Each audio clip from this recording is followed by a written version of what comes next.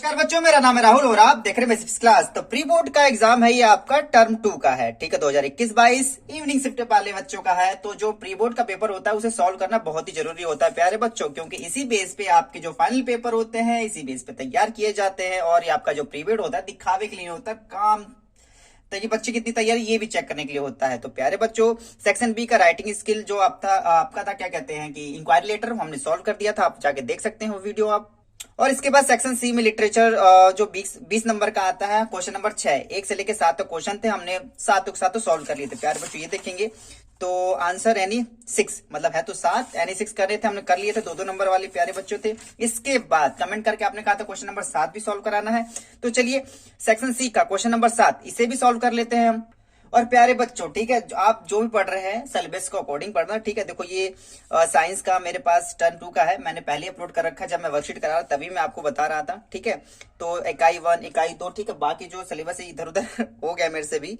तो कहने मतलब आप वर्कशीट का मतलब वर्कशीट कह रहा हूँ, सिलेबस के अकॉर्डिंग पढ़िएगा, वो चीज मत पढ़ लेना जो आने ही नहीं है, क्योंकि टर्म फर्स्ट में बहुत सारी चीजें आ गई तो टर्म 2 में वो नहीं आएंगे, ठीक है। उसी बेस पे तैयारी करना, वही क्वेश्चन आंसर याद करना। तो चलिए प्री बोर्ड को ध्यान रखते हैं, उसी क्वेश्चन को सॉल्व करते हैं ताकि आपके एग्जाम में अच्छे से अच्छे मार्क्स आ सके।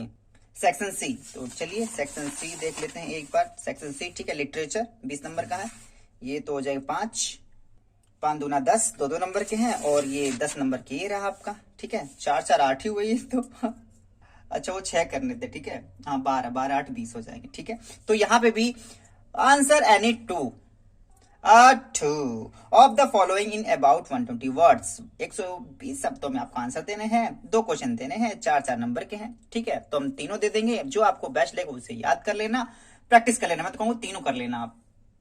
तो चलिए इधर उधर बात ना करते हुए तीसरा हम सॉल्व करना शुरू कर देते हैं तीनों। फर्स्ट है, Bholi's teacher was not a ordinary teacher, she was more than that. ये उससे भी ज्यादा था, मतलब हट के नहीं थे, ये उससे भी ज्यादा थे, ठीक है।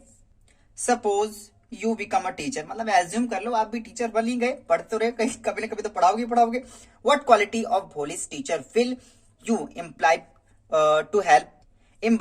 To help students to overcome social discrimination. जो संसार के भेदभाव हैं उसको आप कैसे हेल्प करते किसी स्टूडेंट की आप, अगर आप भोली के टीचर की जगह होते तो, ठीक है। भोली टीचर काफी झकास टीचर थे। तो चलिए क्वेश्चन नंबर फर्स्ट का आंसर इस प्रकार से देख लें, क्या ये आउट ऑफ, अरे थोड़ा सा आजा भाई, आगे पीछे हो रहा है, उम्मीद है आप चीजें समझ जाएंगे इतने में, ठीक है। क्वेश्चन ऊपर रखते हैं ताकि आपको बार बार क्वेश्चन भी दिखाई दे और नीचे से आंसर आपको अच्छे से दिखाई दे, ताकि आप बार बार क्वेश्चन और आंसर, ठीक है। ये हो गया। Boli's teacher played an important role in changing the course of her life, ठीक है, काफी उन्होंने हेल्प की थी उनकी भोली की लाइफ को चेंज करने के। She was polite and friendly which touched her heart, मतलब कि काफी अच्छे से बात करते थे, सबको पसंदीदा थे। She encouraged Bholi every time and was affectionate towards her. She asked Bholi to put aside her fear, मतलब अपने जो डर है उसको एक तरफ रख दो, not being able to speak properly. She transformed Bholi into a confident girl who could read write and speak properly, मतलब उन्होंने ट्रांसफॉर्म करी, वो अच्छे से बोल सके समझ सके, ठीक है। पहले ये सब नहीं करती थी भोली। Which is what eventually led to her having self respect and dignity. तो उन्होंने एक भोंदू बच्ची से उसे काफी कॉन्फिडेंट कर बना दिया था, ठीक है। अगर आप उसकी जगह होते तो क्या करते?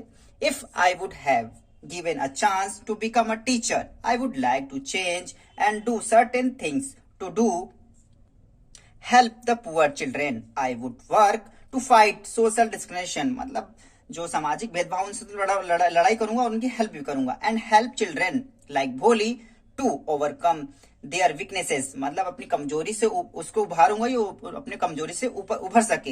And help them grow just like how her teacher sculpted and transformed her, जैसे उसके टीचर मतलब भोली के टीचर ने जैसे चेंज किया था, मैं भी उसी तरह से उनकी हेल्प करना चाहूंगा, ठीक है। तो चलिए ये हो जाता है पहला वाला आंसर। दूसरे पे आते हैं। क्वेश्चन नंबर दूसरा, the way Chumbakov Natalia and Lombu fought over petty issue on against the behavior and mannerisms of good neighbors. What would you have done to resolve the issue if you were in a place of Chumbakov? नाम भी एकदम से कमाल कमाल का छाट के रखा है। चुम्बकूव एंड लोम्बो, ने नताल्या ने काट दिया है। ये भैया उनको प्रपोज करने गए होंगे, लड़ाई झगड़ा हो गया। देखते हैं थोड़ी सी, अगर आपने स्टोरी डिटेल्स में पढ़ी होगी तो इसके बारे में थोड़ा ज्यादा ही जानते होंगे। बस ये देख रहे हैं कि अगर आप इसके जगह होते तो क्या करते। भैया देखते हैं क्या करते हैं। ठीक, क्वेश्चन आंसर लिखना है तो आंसर इस प्रकार से लिखें। क्वेश्चन नंबर दूसरा, ठीक है, this is not a equality of good neighbours, neighbours should live like friends. ठीक है, ये जिस हिसाब से झगड़ा कर रहे हैं ये अच्छी बात नहीं है। हमें एक मतलब दोस्त की तरह रहना चाहिए एक पड़ोसी को। There should be a positive relationship between the two neighbours. There should be more understanding and patience among them. The fight between Lomb and Chops Lomb and Chumbakov could have been avoided if handled carefully. और issue कैसे resolve हो सकता था? The issue of Meadows could be resolved calmly and quietly by a good conversation. मतलब अच्छे बातचीत से इनकी झगड़ा वो खत्म किया जा सकता है। There must have been some documents showing the ownership of Meadows of both of parties, मतलब दोनों को शो करना चाहिए प्रॉपर्टीज के paper. Could be convict by making them understand that if they got married the meadows will belong to both of them. अगर उन्होंने शादी कर रखी है, ठीक है, तो उनको दिखाने चाहिए भैया ये सबूत है, ये सबूत है। ठीक है, सिमिलरली इसी तरह से the issue of dog could be solved instant of continuity the negative points of each others dog. They can discuss and positive features of the dog. Thus the issue could be resolved. घुमा फिरा कहने मतलब वो अच्छे से अगर बातचीत conversation करते तो वो इशू रिजॉल्व कर सकते। तो घुमा फिरा के इनको आपको बढ़ा के लिखना है क्योंकि आपको 120 शब्दों की लिमिटेशन है। ठीक है, अब 50 शब्दों में तो खत्म कर नहीं सकते, थोड़ा सा 80-90 के आसपास तो जाना ही पड़ेगा। चलिए क्वेश्चन नंबर तीसरे पे आते हैं। हाँ, ये थोड़ा सा इंटरेस्टिंग है। ठीक है, वाली journeys to the city is all about a number of experience. It is also her introduced into a mystery of life and death. ठीक है, लाइफ एंड डेथ के बारे में उसे इंट्रोड्यूस किया। काफी अच्छी स्टोरी है। ठीक है, हर एक चीज को समझना चाहिए। जीवन है तो मृत्यु है, मृत्यु है तो जीवन है। ठीक है, चलिए क्वेश्चन नंबर तीसरा, तीसरे का आंसर फटाक से देख लेते हैं। और काफी अच्छी स्टोरी मुझे लगती है 10th क्लास की। ठीक है, तो एक ही कवर में नहीं आ पा रहे प्यारे बच्चों, थोड़ा सा आगे पीछे करना पड़ेगा। बस Valley gets introduced to a mystery of life and death on her first bus journey in the outside world. She was unstuck and enjoyed the beauty of the outside world.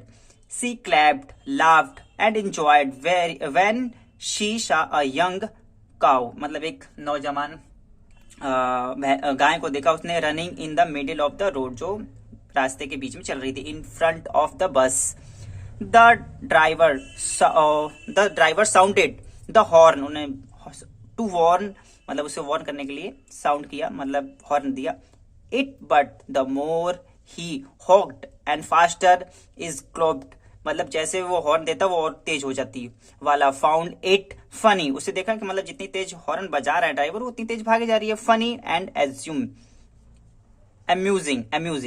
She laughed till tears come into her eyes on her way back, मतलब वो तब तक हंसती रही तब तक उसकी आंखों में आंसू ना आ गए। She saw the same cow laying dead on the road, जब वो वापस आ रही तो देखा कि वही जो गाय थी वो मरी हुई मिली, जो उसके ऊपर अभी मतलब देखो हॉर्न बजा रहा था वो तेज और तेज वो उसके साथ जा रही थी, लेकिन अब की बार वही गाय उसको मरी हुई मिली वहां पे।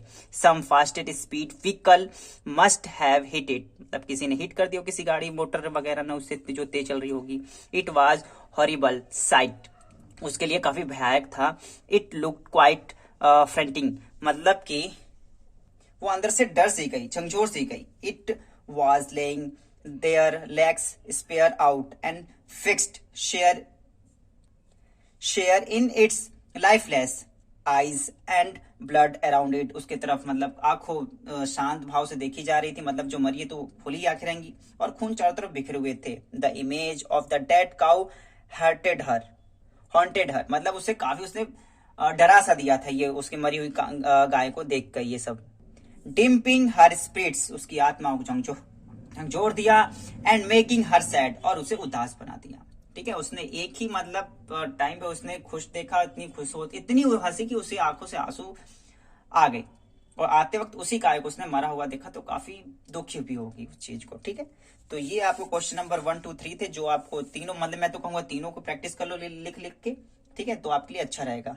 और जो हमने ये क्वेश्चन कर रखे हैं प्यारे बच्चों, ठीक है, इसे भी आप कर लेंगे। इंक्वायरी लेटर एक बार जरूर देख लेना। ठीक है, दूसरा लेटर मत पढ़ना, क्योंकि जो आपके सिलेबस में वही पढ़ना। ठीक है, तो आज के लिए इतना ही रहेगा। मैं सीबीएसई क्लास की इस वीडियो को देखने के लिए धन्यवाद। तब तक के लिए जय हिंद, जय भारत।